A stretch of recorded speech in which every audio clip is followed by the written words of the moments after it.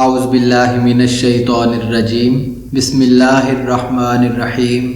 سوال ہے، شوہر نے بغیر اجازت دوسری شادی کر لی، کیا اس شادی کو توڑنے کے لیے تعویذ کروانے کی اجازت ہے؟ قرآن میں اللہ تعالیٰ نے 4 شادیوں کی اجازت فرمائی ہے اور اس کو بیوی کی اجازت سے مشروط نہیں کیا ہے۔ ہاں، مگر یہ حکم بھی دیا ہے کہ تم اپنی بیویوں میں عدل و انصاف قائم نہیں رکھ سکتے تو صرف ایک سے ہی نکاح کافی ہے۔ اگر کوئی شوہر یہ کہے کہ مجھے شریعت اجازت دیتی ہے دوسری یا 4 شادیوں کی، تو اسے سمجھایا جائے کہ مکمل آیت پڑھو جس میں عدل و انصاف کا حکم بھی موجود ہے۔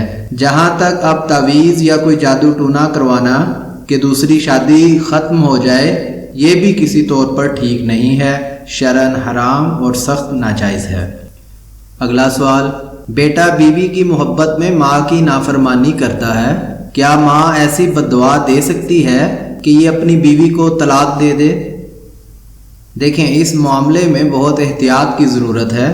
ماں کو بھی اپنی باتوں اور رویے کا محاسبہ کرنا چاہیے اور بیٹے کو بھی چاہیے کہ وہ درمیانی راہ تلاش کرے، نہ تو وہ اپنی ماں کی ہر جائز و ناجائز بات مان کر بیوی کو ذلیل و رسوا کرے اور نہ اپنی بیوی کے ہر وقت کے گلے شکوے سن کر ماں کی پیدائش سے لے کر جوانی تک کی ساری قربانیوں کو یکسر فراموش کر دے۔ بہرحال ایسی کوئی بھی بددعا نہ دی جائے۔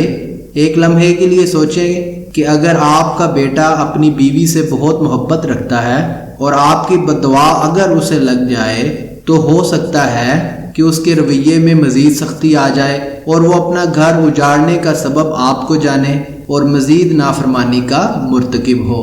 آپ کو چاہیے کہ اللہ تعالیٰ سے بیٹے کی اصلاح کی دعا مانگیں۔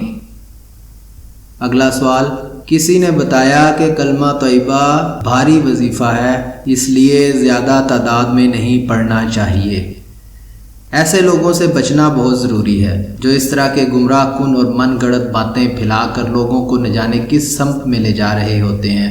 کلمہ طیبہ کا وظیفہ بہت اعلیٰ ہے، چاہے دن میں لاکھوں دفعہ بھی پڑھیں، بہت اجر و ثواب ہے۔ ایک بات ذہن نشین کر لیں، تسبیح یا وظیفہ کرنا مستحب ہے۔ اس سے پہلے نماز پنجگانہ کی پابندی کریں، حرام اور مکروہ تحریمی سے اجتناب کریں، پھر اس کے بعد آپ تسبیح لے کر وظیفہ کرنے بیٹھیں۔ اگلا سوال، مسجد میں سیلفی بنانا کیسا ہے؟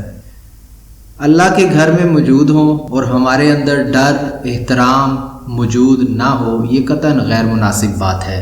مسجد کے تقدس کو پامال کرتے ہوئے اونچی اونچی آواز میں بولنا، شور مچانا، کہکہے لگانا، تصویریں بناتے پھرنا، اس طرح کے کام مکروہ ہیں، ان سب سے مکمل طور پہ بچنا چاہیے۔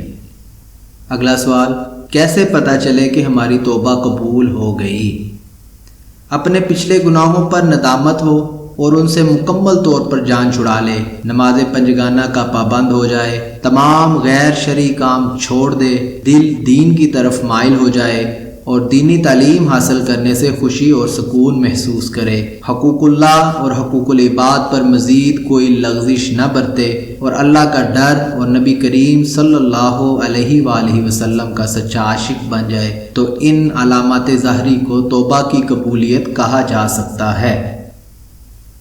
اگلا سوال، فلم میں غیر مسلم کا کردار ادا کرنے والے کافر ہو جاتے ہیں؟ ایسا کرنا کوئی اچھا عمل تو نہیں ہے، مگر آپ اس پر کفر کا فتویٰ بھی نہیں لگا سکتے کہ وہ دائرہ اسلام سے ہی خارج ہو گیا، کیونکہ فلم چل رہی ہے تو سب کو معلوم ہے کہ یہ حقیقت نہیں ہے، صرف اداکاری ہے، اس لیے اس شخص پر غیر مسلم ہو جانے کا ٹھپا لگانا بالکل بھی جائز نہیں۔ اگلا سوال، کسی مبارک رات ہم نے معافی مانگی اور اگلے بندے نے معاف بھی کیا، اب مکر گیا ہے کہ میں نے معاف نہیں کیا۔ آج کل ماڈرن طریقہ دیکھا جا رہا ہے کہ جب کسی کو ذلیل کرنا ہو تو 2-4 بندوں کے بیچ کھڑے ہو کر کھری کھری سنانا اور معافی کے لیے اپنے واٹس ایپ سے معافی کا پیغام لکھ کر بھیج دینا۔ جس طرح آپ نے کسی کو تکلیف پہنچائی، اسی طرح ذرا اپنے نفس کو بھی کچلیں اور اس بندے کے پاس جا کر اس سے خود معافی مانگیں۔ اکثر یہ بھی دیکھنے کو ملتا ہے کہ فیس بک یا واٹس ایپ پر کچھ ایسے پیغام بھیجے جاتے ہیں کہ اس مبارک دن یا رات کے صدقے جس نے کسی کو معاف نہیں کیا تو اس پر جنت حرام کر دی جائے گی وغیرہ وغیرہ۔ تو اب آپ خود اندازہ لگائیں کہ یہ معافی مانگی جا رہی ہے یا دھمکی دے کر صلح نامہ کی طرف مجبور کیا جا رہا ہے۔ اسلام مکمل رہنمائی فراہم کرنے والا دین ہے۔ اس کو اپنے قول و فعل پر نافذ کر کے ہم اپنی زندگی بھی پرسکون بنا سکتے ہیں اور آخرت میں بھی اللہ کا خاص فضل و کرم حاصل کر سکتے ہیں۔ اللہ تعالی ہمیں صراط مستقیم پر چلنے کی توفیق عطا فرمائے۔ آمین ثم آمین۔